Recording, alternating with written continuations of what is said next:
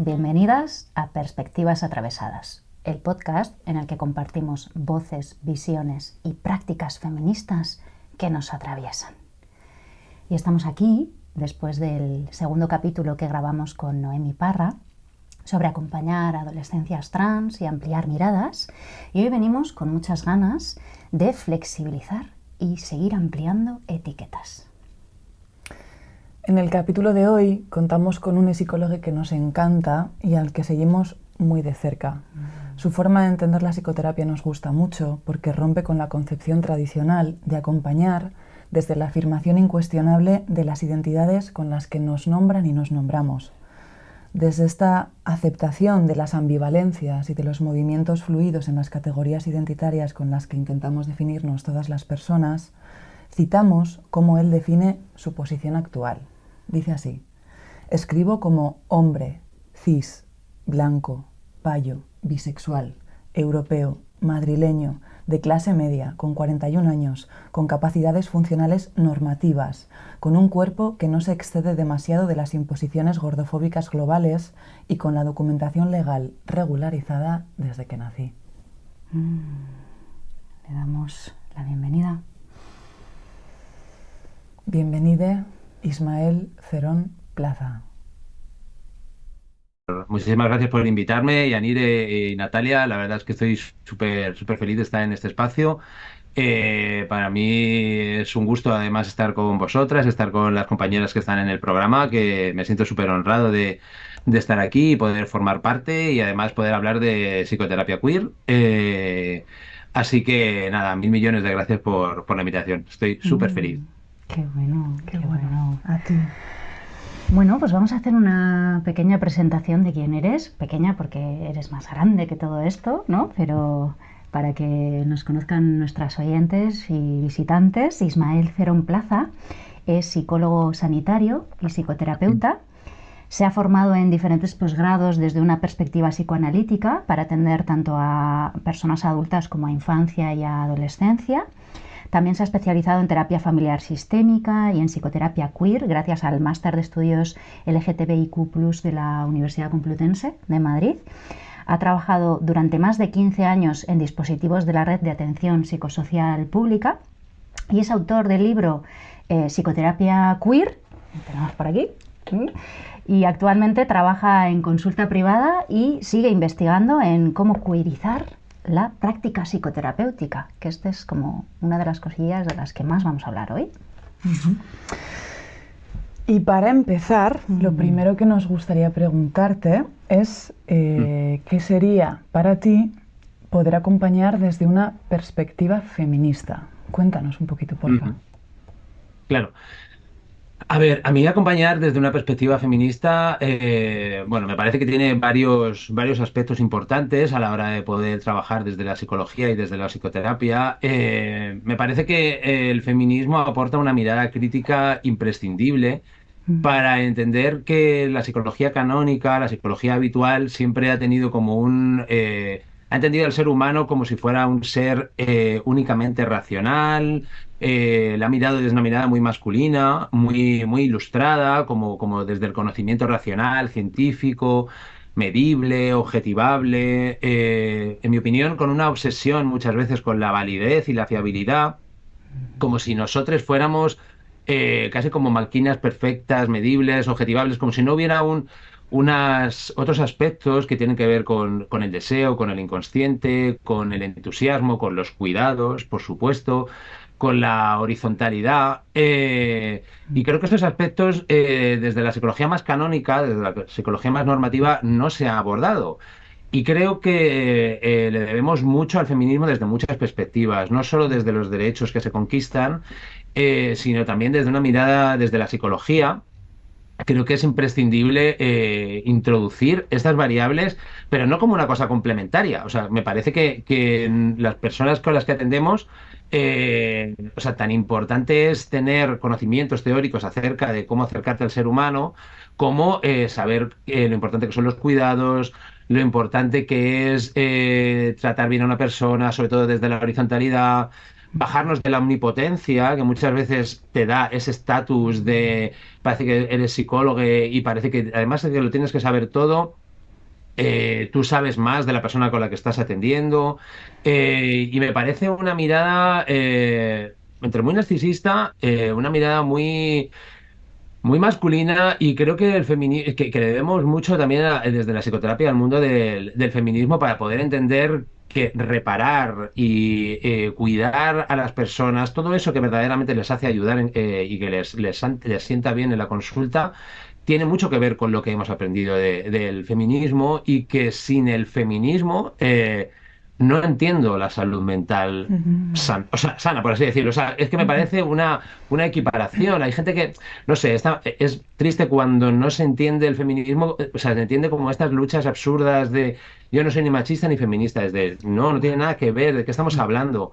El feminismo tiene que ver con salud mental, y además del feminismo que estamos hablando es un feminismo interseccional que puede ayudar absolutamente a cualquier persona, en cualquier circunstancia, porque todos, de una u otra manera, estamos atravesados por un montón de violencias estructurales, machistas, misógenas, capacitistas, LGTBQ-fóbicas, y todo eso configura nuestra autoestima y nuestra manera de estar en el mundo. Entonces, ¿cómo no vamos a tener una mirada feminista en un lugar privilegiado como es la consulta, donde las personas venimos a hablar de nuestros sufrimientos, de nuestros dolores? Me parece imprescindible, y creo que la psicología canónica no ha hecho un caso bastante, no sé, bastante anecdótico a todo lo que tiene que ver con una mirada interseccional, una mirada política. Este rollo de la psicología tiene que ser neutra. Es de, Sí, no, la sí. psicología no tiene que ser neutra, porque si es neutra, lo único que hace es reproducir la heteronorma, que es lo que se ha ido camuflando como normalidad. La normalidad es esa. Vivimos en un mundo donde lo normal es ser hetero porque hay una presunción de heterosexualidad, una presunción de monogamia, una presunción de ser cis. Y dar por supuesto todas estas cosas desde la psicología es hacer un montón de daños y hacer prácticas iatrogénicas dentro de la consulta. Entonces, yo creo que se nos llena la boca muchas veces desde la psicología, en esto de, no, tenemos que tener una mirada biopsicosocial. Y es de, Cari, lo bio me ha quedado clarísimo que le dais una importancia espectacular. Lo psico también, porque psicologizáis muchísimas veces muchísimos aspectos que no tienen tanto que ver con síntomas internos que emergen de nuestro núcleo, sino con interiorización del dolor a través del contexto sociopolítico que estoy viviendo. El feminismo pone esto en valor, el feminismo critica las estructuras de poder, critica cómo eso nos afecta. Entonces, sinceramente, no entiendo ser terapeuta, no entiendo acompañar los dolores de una persona sin tener esta mirada. Y además es que no me parece excluyente. No creo que tengas nada de malo poder atender los aspectos intrapsíquicos de una persona, los aspectos familiares o relacionales, que es en lo que habitualmente se ha dedicado la psicología, con hablar de todo esto, porque obviamente muchas veces la familia es el medio a través del cual los valores sociopolíticos se inoculan un poco en le bebé o en Ujú, le niñe. Entonces, seguimos trabajando en lo intrapsíquico, seguimos ujú, trabajando en lo familiar y en lo relacional, pero poniéndolo en contexto con un mundo violento en función de ujú, si has nacido con un color de piel concreto, si ujú, te ha asignado un género de determinada manera, si te sientes atraído por unas personas u otras, o si tienes unas capacidades funcionales u otras, ujú, o si tienes un nivel de poder adquisitivo de una manera u otra. ujú. Entonces, sinceramente, creo que una mirada feminista básicamente, es un mínimo para ser buena terapeuta. O sea, no lo veo, o sea, Sí, es que no sí. lo veo que sea excluyente o sea, es que va de la mano. Mm, Qué interesante esto que dices, porque yo creo que también desde esta posición mm, nombras un poco algo que también compartimos, que es súper importante, ¿no? Que es poder hacer un poco desde la mirada feminista una genealogía de cómo se ha construido el conocimiento y la formación académica, formal o no formal, que ujú, hemos tenido todas las terapeutas y los terapeutas al final, y cómo esta mirada ha sido cis heteronormativa, blanca y capacitista, ¿no? Y poder hacer un poco esa revisión, ¿no? ujú, De qué ujú, marcos he aprendido yo para poder trabajar muy críticamente en mi propia experiencia, en deconstruirlos, para poder hacer ese análisis que nombras en tu libro, ¿no? Como tan importante, hacer un análisis sociopolítico de la realidad de las personas que acompañamos para poder identificar, ¿no? ujú, Qué parte es la intrapsíquica, que está totalmente imbricada en cómo nos hemos socializado, ujú, poder identificar esas estructuras y poder hacer ahí un poco, ¿no? ujú. Ese encuadre, ¿no? Es como es verdad, pues en Claro. consulta no podemos cambiar las realidades estructurales, pero sí podemos tenerlas presentes para Ujú. empezar, para no, como tú bien dices, desde una mirada aparentemente neutra o apolítica que no No existe, existe. seguir intensificando Efectivamente. las violencias que las personas sufrimos en nuestros contextos cotidianos, ¿no? Ujú, Sobre todo las personas pues con más identidades en los márgenes no normativas, ¿no? ujú, Categorías ujú. identitarias. A mí me ha gustado mucho como esta frase que has dicho de es que es lo mínimo, ¿no? O sea, es que en el fondo casi cuando hemos ido aprendiendo, cuando hemos ido como recogiendo, ¿no? Sabidurías del feminismo, la mayor parte de nosotros lo hemos hecho desde el activismo, desde, bueno, pues desde intereses propios, vamos a decir, ¿no? Pero en el fondo es Ujú. que si no tienes esta mirada, estás haciendo un daño sin darte cuenta, se te está pasando en lo inconsciente, en lo relacional, ¿no? En lo que pasa por el cuerpo, un montón de opresiones de las cuales no estás ni poniéndole palabras ni dándole espacio, ¿no? A la persona para que pueda entender que muchos de esos malestares no son suyos, no son individuales, no son solamente única y exclusivamente de su historia, Claro, sino que son súper compartidos, ¿no? Y nos apetecía claro. también como hacer un poco como este concepto que tú trabajas tanto en el libro, como de preguntarte también qué es para ti queerizar la psicología, ¿no? O hacer una psicología feminista, pero con esta perspectiva queer. Pues a ver, un poco relacionado con lo que hablamos, a mí me parece que la consulta y la psicoterapia tiene que ser un espacio que amplifique tu sensación de mayor agencia, de tu propio devenir, de tu propia historia, de mayor libertad, sentir de alguna manera, bueno, que no estás condenada a tener que reproducir determinado itinerario que de repente determinadas personas dijeron o concluyeron que era el camino que tenías que recorrer, ¿no? Ujú, Entonces, priorizar la psicoterapia creo que tiene que ver sobre todo con poder fomentar esa agencia y esa libertad, también desde un poco desnaturalizar las etiquetas identitarias que muchas veces arrastramos y que nos han asignado, ¿no? Desnaturalizar, ¿qué quiere decir? Que no son el adalid de una verdad biológica estable, fija, petrificada e incuestionable, que las identidades son herramientas y son soportes lingüísticos que nos permiten pues dar forma de alguna manera a nuestras emociones, a nuestros sentimientos, y está muy bien. Sobre todo también nos permite, lo que no se nombra no existe, y nos permite poder existir, nos permite poder reivindicar derechos no conquistados, como la violencia de género, como la violencia LGTBQ-fóbica. Pero creo que las etiquetas identitarias, si las vivimos como si fueran, si no las desnaturalizamos, si no entendemos que son constructos sociales, pueden acortar todas nuestras posibilidades, toda nuestra multiplicidad, pueden constreñir y marcarnos un itinerario concreto de qué tenemos que ser, nos castran un poco de no poder transitar por determinadas, o sea, inhabilitan las partes que podemos ser, y aparte no hay ninguna necesidad de tener que ser nada, pero sí que por lo menos tener todas las puertas abiertas para tú pasar por donde tú quieras, o saber que si en un momento dado no me siento con la misma intensidad con la categoría de hombre o bisexual o mujer o disca o loca o marica o hetero, no hay nada malo por no cumplir con el canon. De hecho, todo lo contrario, igual cuando tú estás muy empeñada en reproducir el canon de la etiqueta y sufres porque no soy lo suficiente normal como hombre, como mujer, como hetero, porque no encajo en lo que sé tal, y eso me hace sufrir. Igual es de, ostras, esto es muy problemático porque tú estás permanentemente adiestrando tus emociones, tus pensamientos y tus conductas para encajar en una norma que, por cierto, es construida y que lo normal es algo que lo normal es aquí en este momento de la vida, pero hace 40 años lo normal era una cosa distinta. La frase, desgraciadamente, de mi marido me pega a lo normal era una frase que tú la podías oír perfectamente hace unos cuantos años porque era lo normal en el Estado español. Si lo normal va cambiando, ¿yo por qué voy a tener que sufrir para adiestrarme, para encajar en la norma de cómo tienen que ser las cosas en ese momento? Entonces, me parece que todo nuestro flujo de deseo, nuestra multiplicidad, no es reducible a una etiqueta. ¿Cómo voy a decir yo que soy una persona no binaria, soy bisexual, que todo eso es lo que yo soy, es lo que yo represento? No, o sea, son soportes que a mí me vienen bien, pero creo que en nuestra labor como psicoterapeutas también tiene que ver con no solo con escuchar la etiqueta con la que persona se coloca, sino también un poco decir, bueno, ¿qué quieres decir con esto? Porque ser bisexual en tu caso, me gustaría también entender qué relación tiene en tu biografía, con qué intensidad, cómo ha sido, también poder hacerle entender que no tiene por qué petrificarse si no quiere en ese lugar, que las transiciones son cosas maravillosas y que no solo son, parece que son propiedad de las personas que llamamos trans.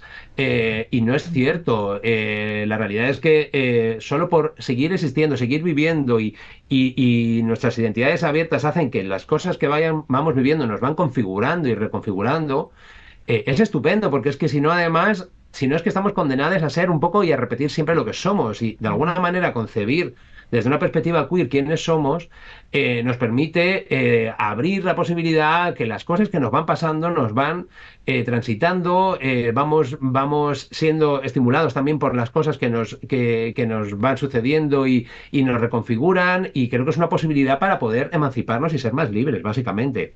Entonces, queerizar la psicoterapia tiene que ver con esto. No hay ninguna obligatoriedad de tener que traspasar ninguna puerta. No se trata de eso. O sea, no se trata de llegar a la deconstrucción máxima ni nada que se le parezca. Sencillamente que sean espacios donde tú puedas abrir todas las posibilidades para que cada persona se coloque en el lugar que quiera, sin sentirse mal porque no se adhiere de manera 100% perfecta a una etiqueta, y que las entienda como lugares para poder estar ahí, pero no eso es la verdad de lo que soy, básicamente. Creo que eso da más agencia y más libertad. Y creo que la libertad tiene que ver con la salud mental también. O sea, entonces sentirme como muchísimo más holgada y decir, bueno, aquí también me siento como que las paredes son más anchas y de alguna manera puedo vivir con más tranquilidad. Eso, Me puedo eso es un mover, poco ¿no? así. Eso es, me da como esta sensación, según ibas hablando, ¿no? Como que mi cuerpo casi me dice, me puedo mover, puedo ser esto, pero también durante un tiempo puedo intentar transitar y cambiar y transformarme, ¿no? Y puedo cuestionarme, ¿no? Y puedo decir, pues ahora no me siento tan, ¿no? Tan 100%, ¿no? Sí. Mm. No ser fundamentalistas en ese Sí, sentido, sí. no entrar en un identitarismo como muy fundamentalista y contemplar como algo estupendo nuestras ambivalencias, nuestras contradicciones. O sea, a mí no hay nada más problemático que encajar en una. O sea, me parece que tiene mucho más que ver con la alienación, como la cuadratura del círculo, y soy hombre y entonces encajo en todas las cánones, o soy lo que sea, entonces tengo. ostras, me parece como muy opresivo y tener que mantenerte ahí de manera indeterminada es como, ostras, tú tienes matices, cuál es tu biografía, cuál es tu historia, vamos a hacer las identidades más porosas, un poco, que sea un poco más holgada la cosa. Sí, yo creo que entendemos desde dónde, ¿no? De hecho, en tu libro citas a Preciado cuando dice que desde chiquis se nos instala y se nos enseña a tenerle terror a no ser normales, ¿no? Como esta cuestión que empezamos como a aprender y que nos va pues invitando a esta hiperidentificación con las etiquetas, ¿no? Que a mí me encantó esa idea cuando leí tu libro, la verdad, de cómo las etiquetas ojalá fueran constructos o ideas que nos sirvieran un emisme y no acabar siendo algo que no nos permita transitar, fluir, experimentar. Luego también citas algo también que a mí me ha encantado mucho, que es este concepto de Rosy, de sujeto nómada, de Rosy Braidotti. Sí, como esta idea, ¿no? De poder ser o construir un proyecto vital en el que puedas transitar, concebir tu identidad como algo construible, ¿no? Como poder jugar con eso. Bueno, hay diferentes formas, diferentes identidades, diferentes categorías, diferentes etiquetas y poder saber por lo menos que puedes disponer de ellas, ¿no? Que no has sido asignada con una o que has elegido una y que tienes que quedarte ahí y desde ahí puedes moverte, ¿no? Es que yo creo que es irreal, sinceramente. O sea, es absolutamente irreal. Yo no he sentido mis identidades siempre con la... O sea, quiero decir, yo me puedo sentir muy identificado con, no sé, con... Imagínate, en un momento de mi vida con ser madrileño, pero de repente también conozco una persona, tengo una pareja que es italiano y la cultura... O sea, mi identidad también se va modificando y hay otros aspectos culturales que esto lo habla mucho Miquel Misé y me parece que es muy interesante o sea, esa construcción o de repente en un momento dado de mi vida me adhería más a determinados cánones de lo que se supone que es ser hombre. Ahora, en este momento de mi vida, eso, por ejemplo, en mi caso, no lo vivo para nada ni con la misma intensidad y lo no binario cada vez me hace más, me siento más cercano y creo que no. O sea, que es algo bastante saludable, que es que no puedo ser necesariamente la misma persona en todas las etapas de mi vida. Es como si no estuviera evolucionando, como si las cosas que estoy viviendo no me reconfiguraran, no me hicieran pensar, no me hicieran disfrutar, no sé. O sea, que tampoco es necesario hacer 2000 transiciones. Lo que quiero decir es que es algo que desde luego suena estimulante y que desde luego no suena nada patológico. Sin embargo, lo trans o lo transitorio, o lo transitar, parece que es que no eres el mismo de siempre, es que no estás en el mismo punto, como algo condenable y es de, bueno, Cari, claro, o sea, es que la vida Claro, la pasa y esto voy se ha criticado creciendo. muchísimo socialmente, es como, es que no eres la misma. Jo, qué bien que no soy la misma persona, ¿no? O sea, qué bien que voy Menos mal. cambiando, qué bien que voy evolucionando, transformándome, voy recogiendo información de diferentes experiencias y de diferentes, ¿no? espacios y relaciones, y de ahí me voy quedando con cosas que me hacen como, ¿no? Que me hacen sentirme como, ay, qué guay, me gusta darme cuenta de que soy esto también, ¿no? Claro, claro, te recolocan, mantienes cosas, algunas tuyas, otras se reconfiguran, son de otra manera, es como que metes otros colores, otras capas que seguramente te hacen, no lo sé, tener una mirada más amplia, más integral y me parece enriquecedor, la verdad. Por lo menos poder plantearlo también en la consulta me parece enriquecedor. Sí. Ujú, ujú. Bueno, pues te vamos a hacer otra preguntita, ¿vale? Trayendo un poco tu libro, tu libraco, la verdad, para que nos sigas como lanzando ideas, ¿vale? Ujú. En psicoterapia queer compartes muchas ideas en torno a la psicología dominante, entre ellas la cuestión de que se ha construido poniendo como identidades normales, es decir, naturalizándolas y por lo tanto excluyendo y violentando otras identidades, la cis heterosexualidad blanca y el capacitismo, entre otras. Sobre esto nos hablas del hiperidentitarismo para hacer una crítica sobre la cuestión de las etiquetas identitarias como algo tan rígido, aunque también reconoces cuál fue su sentido original. Nos gustaría que nos contaras un poco sobre cómo podemos trabajar en el espacio terapéutico esto de flexibilizar las etiquetas o los conceptos identitarios. Ujú. Bueno, yo creo que lo primero y más importante, a mí me parece que en el contexto psicoterapéutico sería importante que sean las personas las que coloquen sus propias etiquetas. Es decir, que no vayamos nosotras y digamos, pues tú lo que eres es asexual. Pues tú, a ti lo que te pasa es que tú eres bisexual o tal. Me parece que además es esencializar las etiquetas, por una parte, si las pones tú como si fueran una verdad suprema y entonces yo te las coloco. Lo segundo, tenemos un problemita, las psicólogas, los psicólogos con esto de poner etiquetas, también etiquetas psiquiátricas o Sí. etiquetas psicológicas, como eres un obsesivo compulsivo, eres un tal, y ya de alguna manera haces, y ya le has cerrado, le has empaquetado Ujú. y le has asignado un lugar que a lo mejor para nosotros en un momento dado esas etiquetas nos pueden servir Ujú. como para entender ciertas tendencias o correlaciones entre variables, pero de ahí a meter a esa persona en ese cajón puede ser bastante problemático. Entonces, yo iría con bastante cuidado en esto de poner etiquetas a la persona que tienes enfrente. Las etiquetas nos las ponemos nosotras, gracias. Que no nos la ponga, que no nos la ponga ninguna persona, Vale. por muy psicólogo profesional que sea. Creo que eso sería, para empezar, algo importante. Luego, lo que hablábamos antes, ver un poco qué significan. Yo creo que nosotros como profesionales, ver un poco qué sentido le ha dado esa persona a esa etiqueta, en qué medida le ha ayudado, si para encontrar una comunidad para sentirse quizá menos sole en un momento dado, Ujú. cómo está implicado un poco en su biografía, en su idiosincrasia, un poco. eh, Esta cuestión de las identidades me parece importante poder trabajarla en consulta de esta manera, ¿no? Poder ver con qué tiene que ver y por supuesto lo que hablamos, ¿no? No entenderlas como un lugar estanco, sino poder favorecer. No, o sea, tampoco hace falta explicarlo como si le tuvieras que dar una chapa sobre psicoterapia queer, sino también, de alguna manera, mientras tú vas trabajando con el contenido que te trae la persona, Ujú.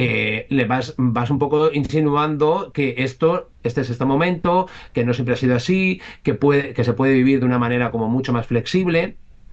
Y creo que tener esto un poco incorporado, transformándonos nosotras un poco, Ujú. habiendo hecho un análisis un poco profesional nuestro y un poco político de cómo nos hemos construido como personas, eso también va a favorecer a que se refleje en la consulta. Entonces, a veces no solo se trata de checks que puedo hacer para poder cuidizar la psicoterapia, sino también un poco decir, espérate, esto también me interpela a mí. Y Ujú. si además las personas tenemos que ir a consulta, las psicoterapeutas tenemos como siempre la idea de que tenemos que ir a consulta para que nuestros traumitas no se proyecten en nuestros pacientes. Bueno, pues nuestros traumitas también tienen que ver con todo esto. Podemos hacer un Claro. análisis sociopolítico de por qué nos hemos construido como mujer, como bi, como boyera, como tal. ¿Con qué tiene que ver todo esto? ¿Cómo me he formado yo también como profesional? ¿En qué lugares me he formado? ¿Y qué tipo de conocimiento está ahí? En la medida en que eso también pase por mis tripas, en tu consulta, o sea, es que te va a salir. Claro. Si tú esto te lo pones como me leo 4 libros y no lo pasas un poco por tu cuerpo y por tus tripas, yo creo que eso se va a notar. O sea, es como si te pusieras una chaqueta. Sí. Vale, es una chaqueta, pero no está metida por tu piel, es como una pose, es algo que te colocas. Entonces, creo que para poder plasmarlo en tu consulta tiene que ver con, por supuesto, entender que las etiquetas no es algo ni biológico ni esencialista, que tiene que ver con constructos sociales, que desde luego es la persona que los tiene que poner y tú entender con qué tiene que ver, no quedarte con ese significado, y tú Ujú. desde luego por una parte también decir, vamos a ver, yo como persona para empezar y como persona profesional para continuar, estaría bien que yo también mirara mis cosas, transformarme para transformar, como decía Bell Hooks, y en esa medida voy a ser capaz mucho mejor de entender se va a filtrar en mi manera de trabajar toda Ujú. esta manera que es bastante abierta y bastante emancipatoria para que la persona llegue hasta donde quiera, pero creo que serían claves importantes para pudiera materializar en la consulta, vaya. Jo, qué guay, porque creo que además la deriva que estamos tomando, o sea, que está tomando nuestra profesión es a la hiperformación, ¿no? A estar todo el rato como consumiendo contenidos, incluso aunque sean contenidos críticos, pero creo que esto que dices es súper interesante, ¿no? Que es poner antes, o en un primer lugar, o en paralelo, me da igual, la propia mirada interna, el propio intento de deconstrucción, y antes incluso que la propia deconstrucción es identificar cómo he aprendido, cómo me afectan a mí todas estas categorías identitarias, a cuáles me adhiero yo, cómo de rígidas o cómo de movibles las siento, ¿no? Cuáles han sido esas elecciones, y ser consciente de que eso está presente en el espacio terapéutico como lo están mis traumas, ¿no? O como lo están, cuanto más si no somos conscientes de ellos, ¿no? Qué interesante. Claro, y esta perspectiva incluso como bueno, de autocrítica, ¿no? Que sí es verdad que desde un modelo como un poco de cómo nos hemos formado, ¿no? Nos hemos formado como en esa sensación de que tenemos que saberlo todo, ¿no? Y esto también activa mucho, bueno, pues, ciertas dificultades, ¿no? Que podríamos decir también nos colocan como mucho ante la alerta, ¿no? De no soy suficiente, no sé suficiente, como si lo racional fuera lo preponderante, ¿no? Cuando yo lo que te escucho es, bueno, vamos a darle una vuelta, vamos a deconstruir, ¿no? Vamos a repensarnos todos estos conceptos, pero también vamos a darle un espacio en el cuerpo, vamos a transitarlo, vamos a vivirlo, y quizá en aquellos espacios y en aquellos conceptos que yo ya también vaya transitando, vaya moviéndome, cuando aparece una persona, ¿no? Que me habla de ese tema, no me aparece todo el rato la impostora o no me aparece todo el rato tengo que leer, ¿no? Sino que ya simplemente es como, bueno, estoy más a la escucha, estoy más a ver cómo lo vives tú, ¿vale? Porque igual tú y yo compartimos una categoría, una etiqueta, pero tú la vives de una forma y yo de otra completamente, ¿no? No diferente, pero bueno, con sus semejanzas y con sus diferencias a la vez, ¿no? Vamos a hablarlo, vamos a verlo, vamos a ponerlo sobre la mesa y a ver a ver en qué queda, ¿no? Este diálogo, ¿no? Completamente de acuerdo. Es que es muy masculino esta idea de tener todo como muy ordenado, muy ilustrado, muy racional, todo muy ordenado, muy colocado, muy estructurado y así son las cosas, empaquetadas, cuadradas. Entonces, si dices esto, entonces es que es esto otro y aplicas como una fórmula científica objetivable que va a funcionar para todo el mundo. Pues mira, no, las personas no somos eso, estamos llenas de aristas, de matices y cada una tenemos una historia particular que nos ha configurado un montón de pequeñas anécdotas, historias, recorridos, itinerarios, y si tú te pones a reducir eso y lo quieres aplicar a tu fórmula, poniendo el plano encima y encajonar a esa persona en esa plantilla, pues es que igual eso está hablando más de ti que de la persona con la que estás trabajando, que tienes que lo tienes que tener todo excesivamente ordenado para sentirte que manejas. Es que no pasa nada porque no manejes necesariamente todo, porque muchas veces esto va más de saber escuchar, de saber acompañar, de empaparte de quién es esa persona, y quizás si todo lo tienes que cristalizar en una etiqueta que tú manejas, estás perdiéndote un montón de información y, por cierto, a lo mejor a la persona que tienes enfrente le estás haciendo sentir que no se siente acompañada, que no se siente cuidada, y no es tan fácil ir a terapia. Para muchas personas no es tan fácil ir a terapia, están gastando un cartucho importante, tenemos una responsabilidad como para que desde luego ese lugar, bueno, hacérselo lo más fácil posible y no tener que esas personas se ajusten a mi modelo de pensar o a mi modelo de cómo tienen que ser las cosas.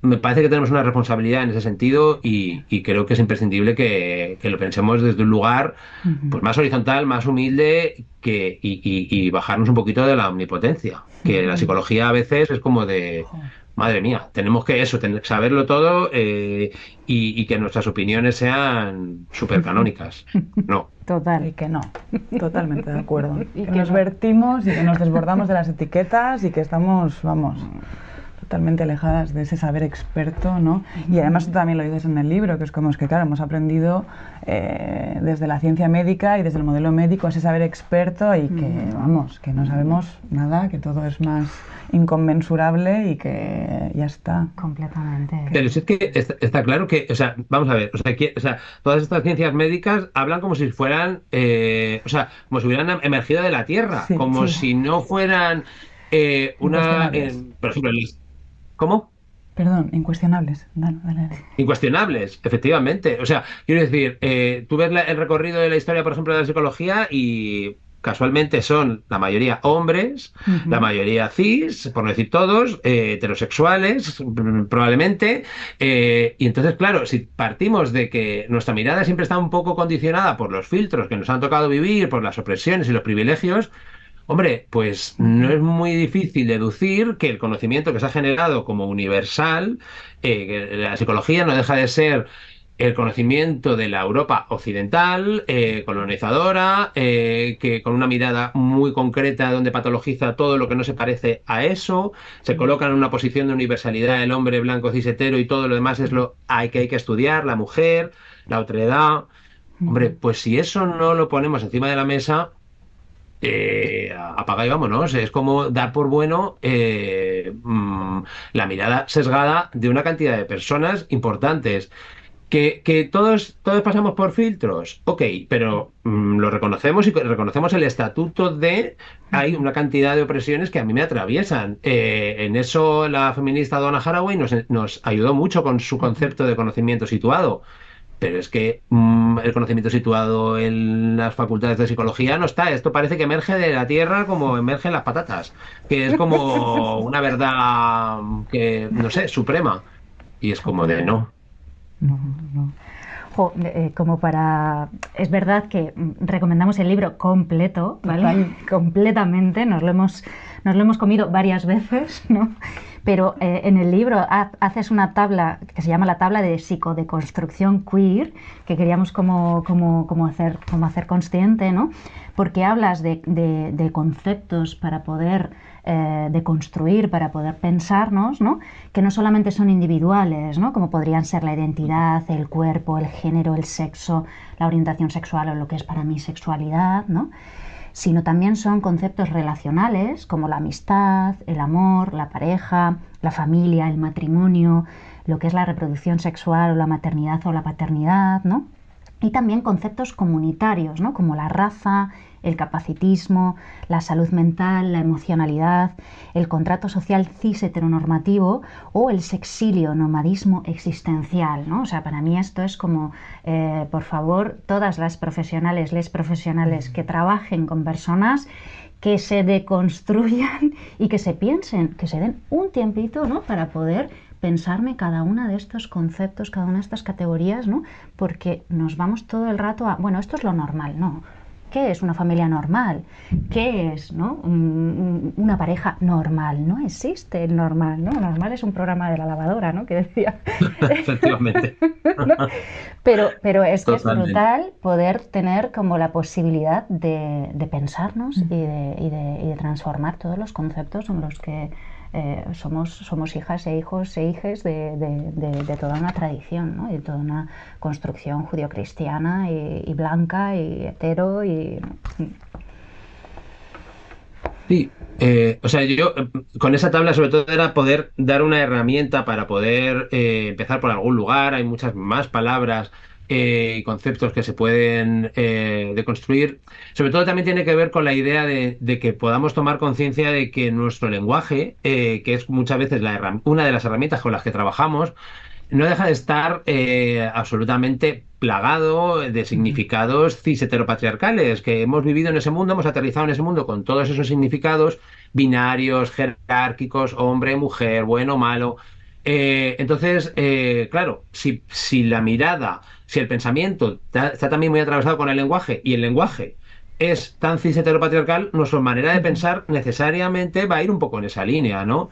Entonces, poder romper un poco con eso, poder como extraer todo el cis heteropatriarcado que se pueda de esos conceptos y resignificarlos, entender que el cuerpo no solo es ese ente, o sea, no es solo el cuerpo masculino o femenino como aprendes en el texto, el libro de texto de biología de segundo de la ESO, sino que el cuerpo es el lugar donde se inscriben las violencias estéticas, las lingüísticas, donde se atraviesan un montón de dolores. O sea, quiero decir, poder deconstruir un montón de conceptos, entender que tienen que ver con otras cosas y no con ese significado tan canónico que hemos aprendido por vivir en el mundo que vivimos.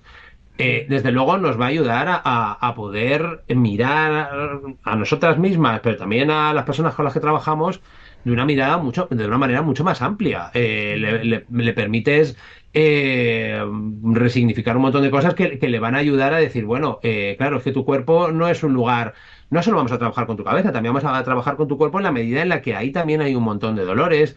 No tienes que reproducir tampoco una amistad o una pareja de una determinada forma, porque...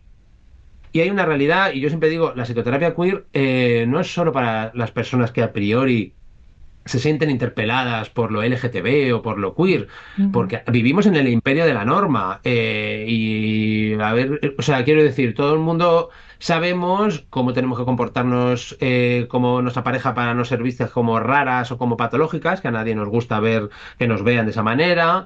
Y por supuesto hay una normatividad con cómo te tienes que relacionar en pareja, en la amistad, hay un concepto normativo de lo que es la raza, de lo que es el capacitismo, de lo que es el contrato social.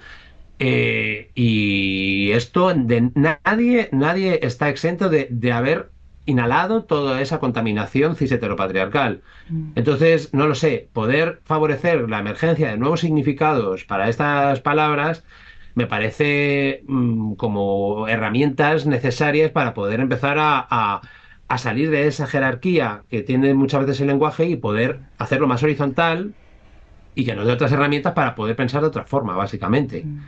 Pero esa era un poco la idea. Seguramente hay muchos más conceptos que se pueden construir. A mí me parecía como el libro, al fin y al cabo, es una introducción como para empezar por algún Ujú, lugar que ujú. nos sirva, por supuesto, también a nivel relacional y comunitario, porque otro aspecto que a mí me parece importantísimo es que, y más en este momento de la vida que parece que la psicología está también un poco en auge, me Sí. parece muy problemático ese rollo de lo individual. Tú ve a tu psicólogo y ahí lo vais a solucionar todo tú y tu psicólogo. Ujú. Es de, no, a ver, para empezar, milagreros no somos. Eso, lo primero. Y lo segundo, si algo se puede reparar, también tiene que ver con cómo lo que se trabaje aquí, que lo individual está bien, se puede Ujú. colectivizar en tus contextos. Y una pata puede ser esta, puede ser a lo mejor la primera, porque tú te sientes más cómoda para hablar ahí, pero Ujú. si eso no se desborda de la consulta, si eso no Ujú. afecta a tu vida social, si no puedes colectivizar tus heridas, politizarlas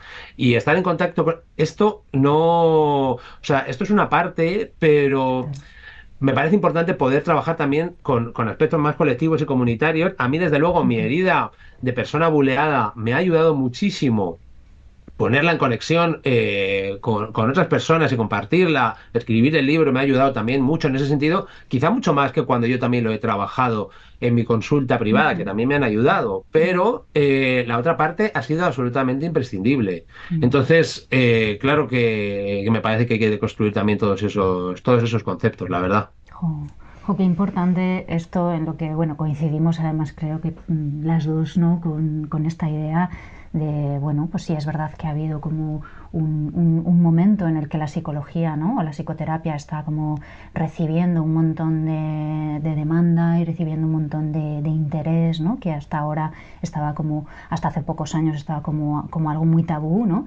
Pero también tenemos como estas dificultades muchas veces para, oye, que todo no lo podemos resolver en el uno a uno, todo no lo podemos resolver con que vengas conmigo y conmigo establezcas un vínculo terapéutico estupendo, conmigo puedas ser quien tú quieras ser, ¿no? Pero luego en cuanto sales por la puerta, pues te encuentras con un mundo que es complejo, que es muy difícil, que es muy jerárquico, Claro, que es muy violento, ¿no? Entonces es como, y comparto un poco contigo esta idea, a mí me han sanado los grupos, a mí me ha sanado y me ha ayudado a ser quien soy, el poder total. compartir con otras y decir, ah, que esto también te pasa a ti, joder, ¿no? Yo toda mi vida pensando que solamente me pasaba a mí, ¿no? Y que esto era cosa mía, ¿no? Entonces, lo colectivo, lo compartido, ¿no? O sea, es un gustazo Sí, también sí. poder encontrar, si me lo permites, creo que no hay muchas personas que se dediquen en este ámbito, ¿no? A darle una vuelta, a queerizar, ¿no? Realmente y abrir, ¿no? Todas estas categorías. Creo que no hay demasiados profesionales psicólogos, ¿no? En este sentido, que